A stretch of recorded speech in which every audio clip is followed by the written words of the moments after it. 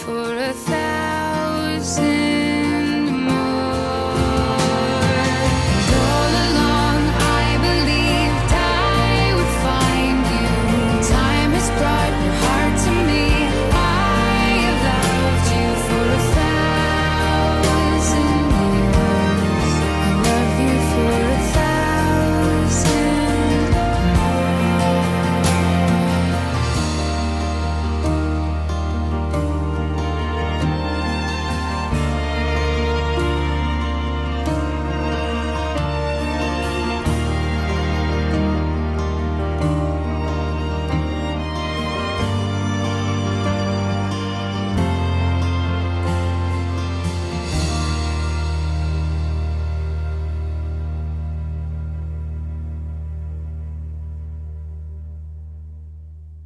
And thank you for coming to Sophie and Carl's special day. For those who don't know me, I'm Lindsay and I've been Sophie's best friend for 6 years. Up until this moment, I still can't believe I'm doing this. Not just because Sophie's wound up. And she would have taken great delight in all the nerves that I've had. Honestly, I really thought that she was going to turn around and say, "Oh, I'm only joking, you don't have to do it." But because these things are meant to be hilarious and heartfelt, and I'm neither intentionally funny or lovey-dovey, but I'll give it a go. Being friends with Sophie can sometimes be hard work. Most of the time it's difficult enough to understand what on earth she's talking about. She's got her own language. It's affectionately known as Sophonese. When you know the difference between a rudder, a rudder and a radiator, you've got a crack. Over the years, we've accumulated many memories and stories, most of which I'm not allowed to tell you. She's already vetoed it, which means that this speech is going to be short. You're all confused. What I can tell you, because most of you already know, is that Sophie getting together with Carl is such a relief, because she sure as hell can't look after herself. Before getting with Carl, she had a small stint of living on her own. And it was during this time that I received a short story through text, following what Sophie thought should have been a simple task of making a sausage sandwich. What she described to me was nothing short of a disaster. It all started relatively simple. Put sausages on the grill pan, put the pan under the grill, cook said sausages. What also needs to be done is to keep checking on them, which is what Sophie didn't. And this resulted in the pan and the sausages being set on fire. Cue Sophie panicking and flapping around in the usual manner. Picture the scene. This in itself,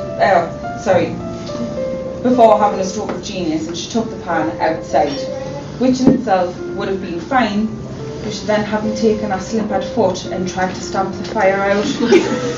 Also setting that slipper on fire. Safe to say, since moving in with Carl, I haven't had any of those texts. So for that, Carl, I have to thank you for taking responsibility for her. And now that you're married, it's official. She's yours to keep. You don't need me to tell you how lucky you are, because you already know. She's funny and more than a bit daft, which will keep you entertained in the years to come. And we can all agree that she's gorgeous. The relationship you have with each other is unique and inspiring. You have both proved that together you can make things work and it comes out beautifully.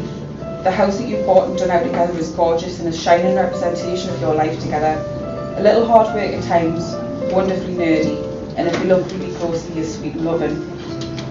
All this brings me back to today and the start of a new chapter in the story of the new Mr. and Mrs. Leishman.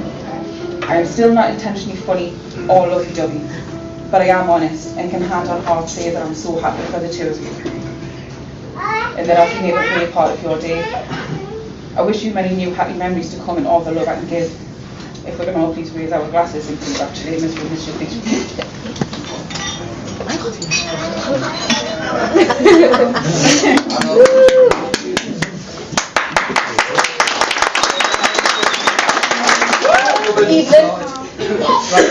As you can see, very well prepared with a Harry Potter book.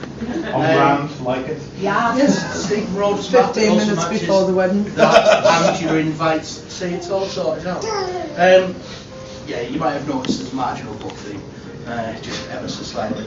Likewise, you've all got books on there as well. Feel free to swap if you don't like the book you've got.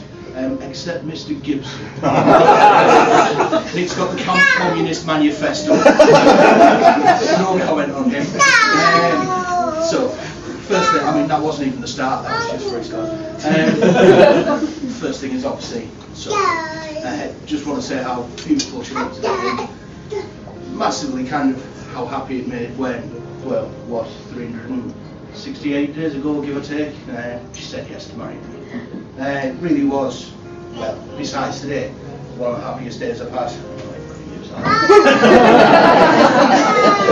don't know, so I was never going to use them.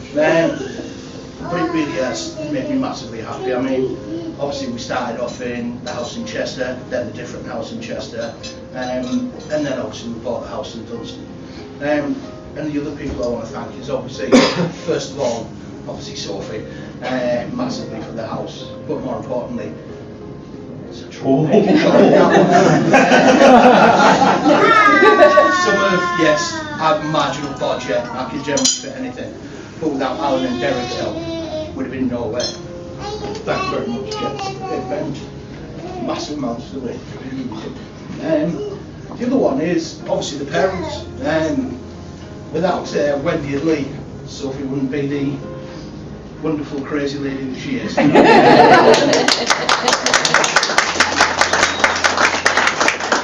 Secondly, obviously to my parents. I'm not going to call myself wonderful. So thank you to my parents for the wonderful, crazy person that I am as well. You're a nutter. It's charming, that, isn't it? So glad I can say that. Yeah, expanding yourself. It really is massively important to have everybody with us, especially Finn. Just want to clarify, he hasn't got one of the coloured balls in his hand, has he? Yes.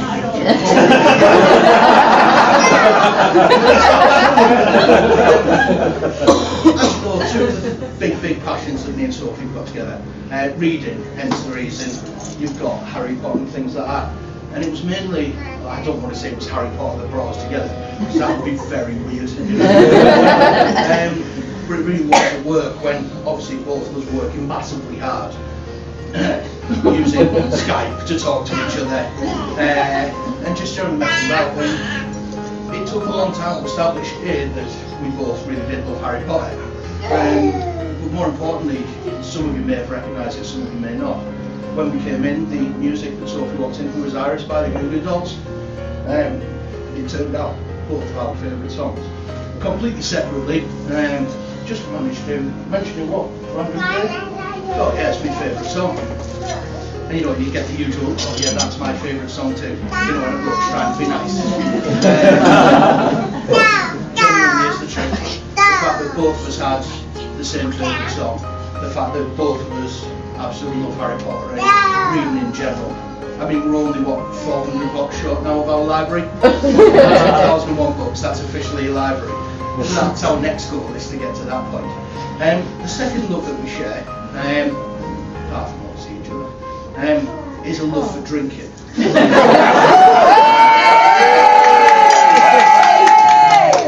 I didn't want to say this. We're not alcoholics, just want to clarify. We don't drink during the Slightly. Nice. You only help them out when they're busy. Alcoholics go to meetings, we don't, so it's on that. So the first thing that I want everybody to do is pick up their nice coloured bottle. Finally. Open it up, obviously. Give us a countdown, Carl. Oh no, don't worry. What I'd like to say is, no sniffing it because that's cheating. Too late. So, Got it. first thing I want to say is massive thanks to Sophie for the house, for my happiness, for everything. And we all have a shot because we tried to not.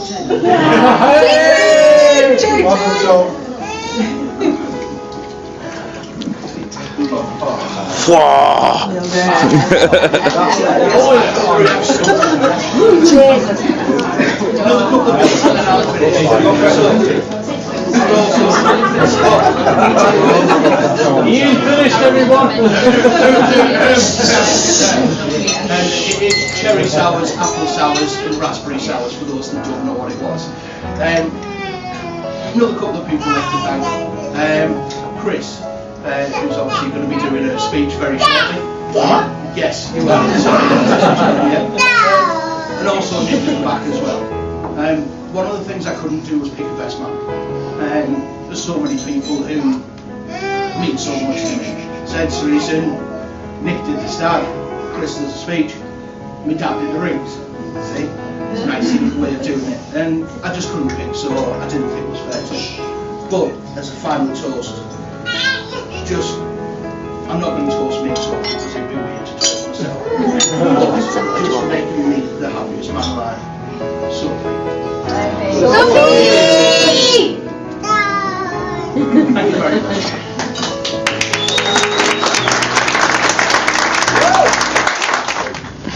Who would like to hear it? That's enough for me. Why do you never allow Severus Snape to go to the pharmacy to buy your tampons? Because he always comes back with always. I was only close to it. Right. Gets better. It doesn't. So I got to know Carl when in 2002, so I've known him for 16 years. September 9th, 2002. We started at Barclays call centre, and within the space of a couple of days we were good friends because we sat at the back and took the mickey out of everyone. Things haven't changed in 16 years, to be honest. But I've known him for that long that when I came to write the speech and I looked back over it, it's a bit like looking back at your childhood. All you remember is flashes of things.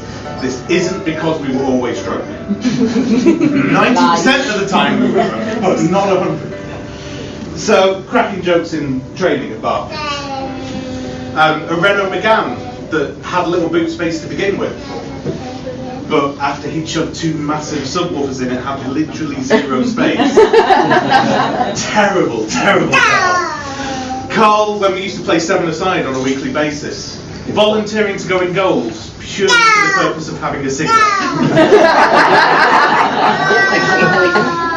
I have moved many, many, many a sofa with Carl, with his skill and professional expertise, but we did fail jokes. It was terrible. It was a massive sofa with a tiny staircase. Carl came, bless him, my wife and I are Christians. He was either open-minded or foolish enough to come to learn more. He went to a Learn About Christianity course.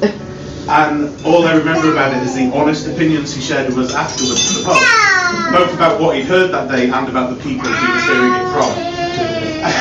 There are still people in my old church now that I can't talk to anymore because they just think sneaking away from the top table of my wedding because he needed a wee during the speeches. Can't do that this time. One time we went to Hong Kong together. My wife's parents lived in Hong Kong. I had just got married. Because I just got married and I was with my parents-in-law, I sat in the sensible stand watching rugby.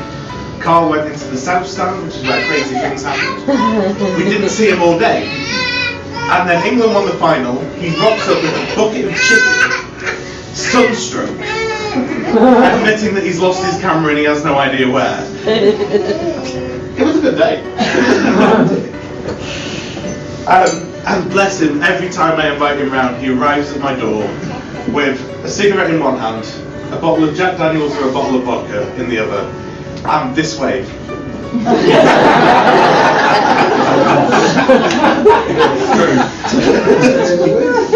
However, there is one night that sticks out in memory and isn't, well, alright, it is flashes in some places, but there is a lot of flashes.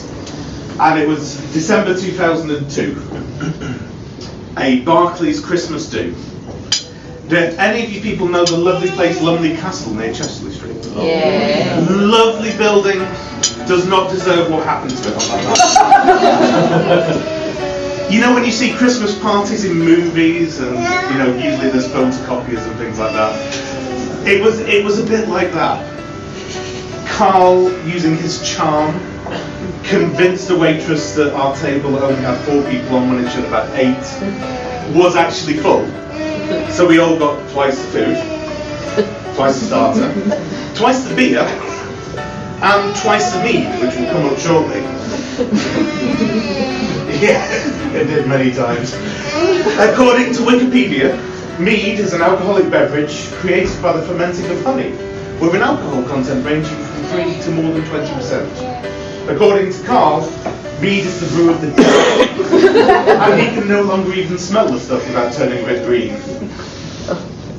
So the night continued. There was embarrassing dancing, a bit of tonsil hockey with some of our colleagues who swear to this day did not happen.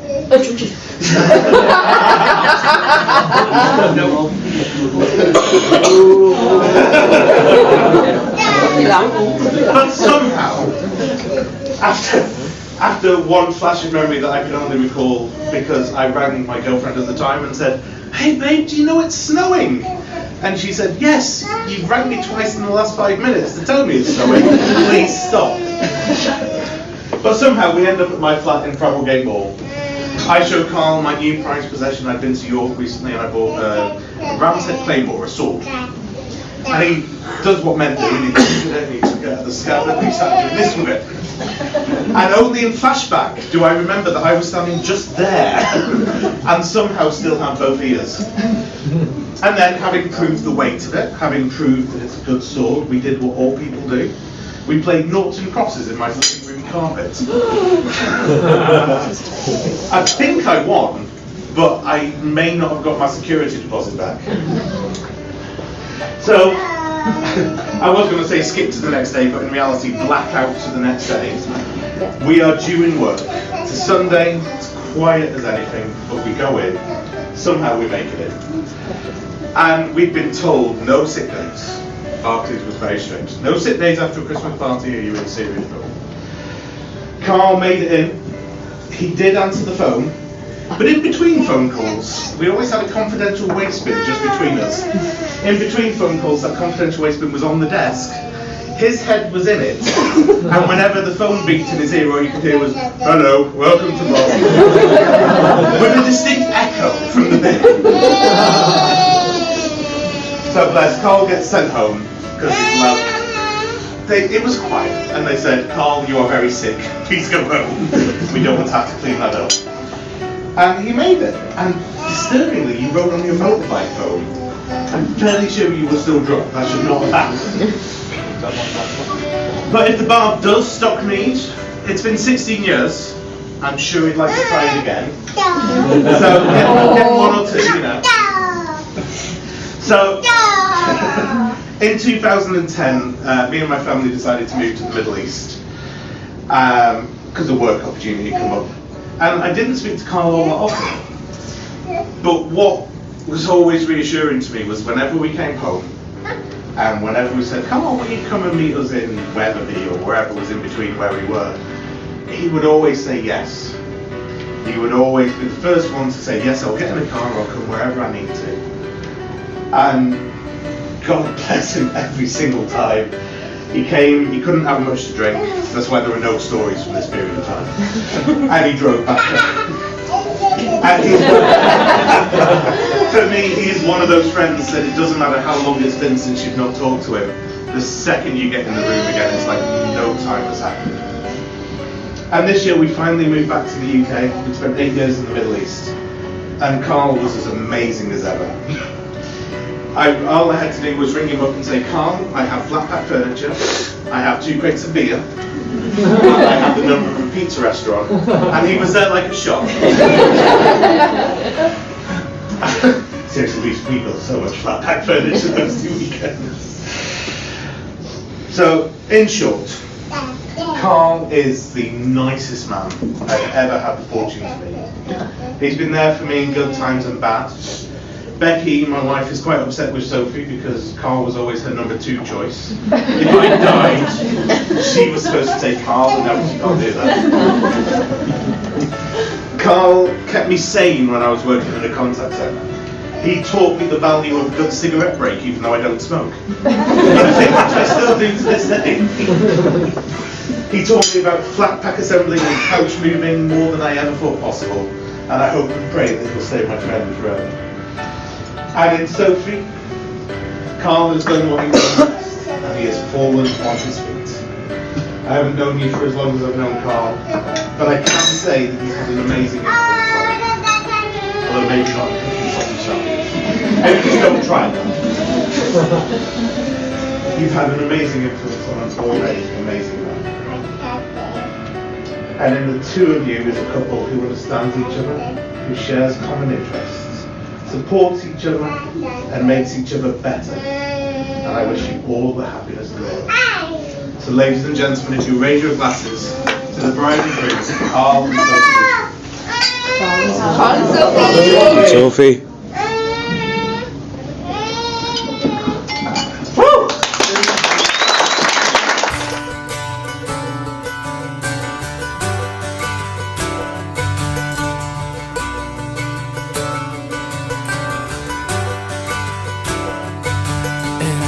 Up forever to touch you, 'cause I know that you feel me somehow. You're the closest to heaven that I'll ever be, and I don't wanna go home right now. And all I could taste is this moment, and all I can breathe is your life. And sooner or later it's over, I just don't wanna miss you tonight.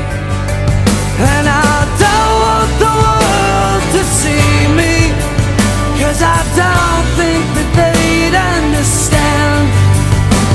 When everything's made to be broken, I just want you to know who I am.